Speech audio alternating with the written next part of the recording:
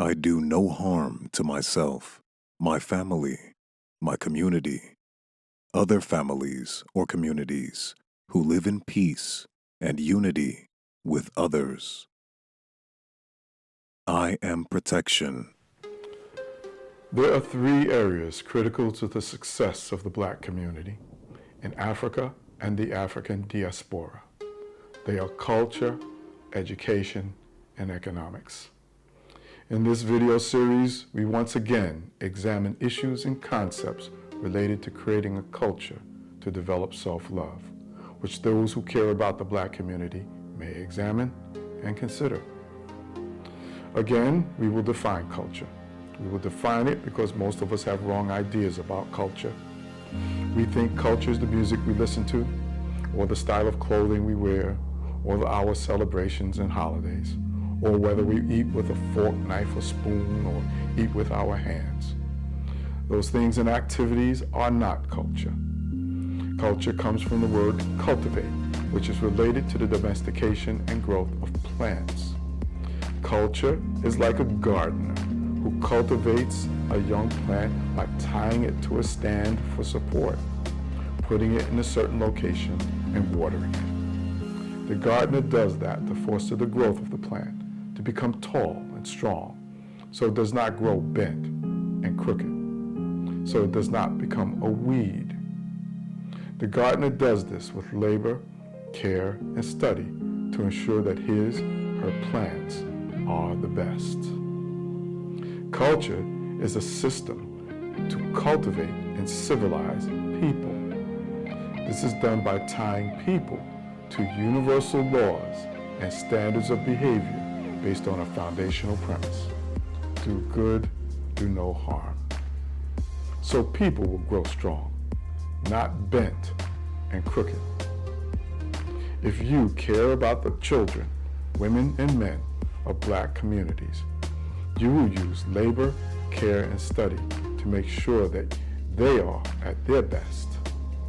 You can tie yourself, your family, and your community to the universal laws called the guiding principles of peace and unity. The guiding principles of peace and unity. Do good, do no harm. I meditate to relax in all situations. I am peace.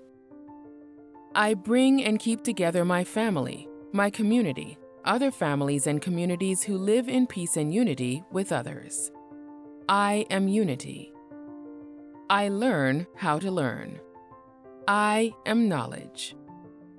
I create for myself, my family and my community, other families and communities who live according to the principles of peace and unity. I am power. I obey the laws of my family, my community, other families and communities that are in harmony with the principles of peace and unity. I am law. I do no harm to myself, my family, my community, other families or communities who live in peace and unity with others. I am protection. I choose the feelings, thoughts, and actions that are in harmony with the principles of peace and unity. I am control. I have fun and work with my family, my community, other families and communities who live in peace and unity with others. I am cooperation and harmony. I am careful about what I believe. I accept ideas and beliefs that are in harmony with the principles of peace and unity. I am correct ideas and beliefs. With all my heart, I take care of my family, my community, other families and communities who live in peace and unity with others. I am devotion. I keep a clean body. I have clean habits. I eat healthy foods. I exercise. I care for my environment and planet. I abuse no substance or drug. I am strength. This is how your ancient ancestors built advanced civilizations that lasted for thousands of years. Many of us admire the great pyramids and temples, universities and libraries, agriculture and industrial achievements, vast cities, and wealth created by our ancestors. What is most important to understand is that those achievements came from our advanced social organization. Social organization based on universal laws. That is what is important for you, Black people, and Black communities to understand today. That is what the guiding principles of peace and unity will allow you to do today and forever. Currently, Black communities are living in varying levels of social chaos, corruption, poor health, economic stagnation, as a result of holding on to conditioned behaviors imposed on us during slavery and colonialism. It is these conditioned behaviors from slavery and colonialism which have ruined self-love within us and within our communities. Conditioned behaviors that are actually destroying us. By rebuilding your culture based upon these universal laws, this moral ethical framework, you will revive self-love and bring order, purification, health, and progress to yourself, to your family, and to Black communities. With the guiding principles of peace and unity as a foundation, culture will first prepare you for life, second, foster your growth, and third, improve you as an individual and as a community.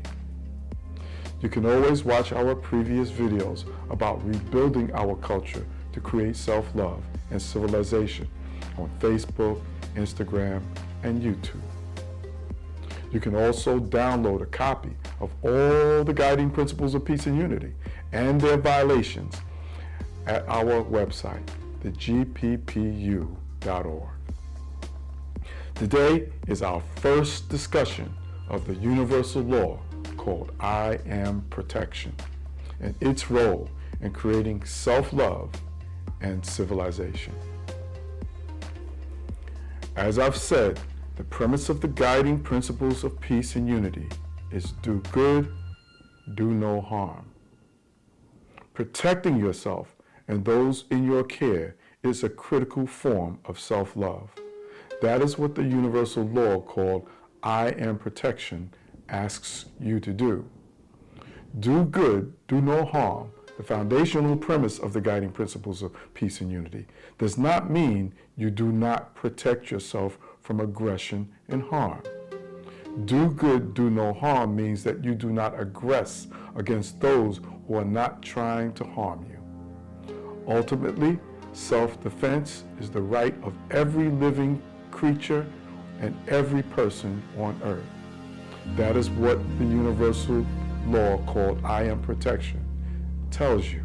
This universal law, I Am Protection, is most important when you are vulnerable to those who are stronger, more ruthless, and stealthy.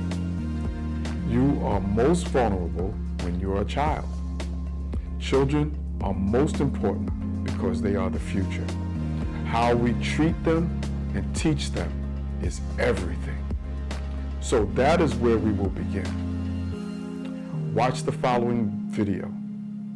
It's called Child Abuse 1. It will show you the things that we must do to create a culture of self-love based upon the universal law called I Am Protection. It will teach you how to protect your children. You can always watch our previous I Am videos at the Guiding Principles of Peace and Unity on Facebook, Instagram, and YouTube. Until then, do good, do no harm. My name is Dr. Saida Pepra, and I'm a licensed clinical psychologist. When I started working in the field of psychology, I worked primarily in community mental health centers. And so I was working with families and children and adults. Many of them had been sexually abused as children. When I started working in the correctional facilities, I came into contact with a sex offender population. I had had some training in sex offender treatment prior, but my direct contact with individuals who have been identified and charged and sentenced for sex offenses happened when I worked as a correctional psychologist. Child sexual abuse and pedophilia are not something that we see as problems only in certain communities, in certain ethnic populations, or within certain racial structures. We see this as an issue across the spectrum of race and ethnicity, and even across the spectrum of socioeconomic status. But it is important to know that there are some higher risk factors, and we find that socioeconomic status really plays a heavy role in the risk of children to sexual abuse. 3 times as likely, actually, is what we find that children from lower socioeconomic homes are experiencing sexual abuse than other children. So this also then overlays with the rates that we see in the African American community, where children in African American homes tend to be 2 times as likely to experience childhood sexual abuse than other children. And it's important, as we're looking at this statistic, though, to recognize that it is difficult to tease out the impact of the socioeconomic status of so many children in African American homes that happen to live in lower socioeconomic communities, and the overlay of that with just being in the African American community, which in and of itself shouldn't give any particular risk one way or the other. And so we're looking at sort of a spectrum of understanding as we're looking at the statistics. But African American children do tend to be 2 times as likely to be sexually abused. And again, 3 times as likely for children of any race to be sexually abused if they come from a lower socioeconomic status. So when we're looking at rates of sexual abuse against children between males and females, one of the things that's important to understand about the research and statistics that we have available is that males tend to underreport when they're sexually abused. Families tend to underreport the abuse of boys versus girls. And so what we know, according to research and statistics and rates of reporting, is that about 1 out of every 5, 1 out of every 7 girls, depending on the study and the research, have been sexually abused as a child, versus about 1 to 17, 1 out of 20 males were abused as children.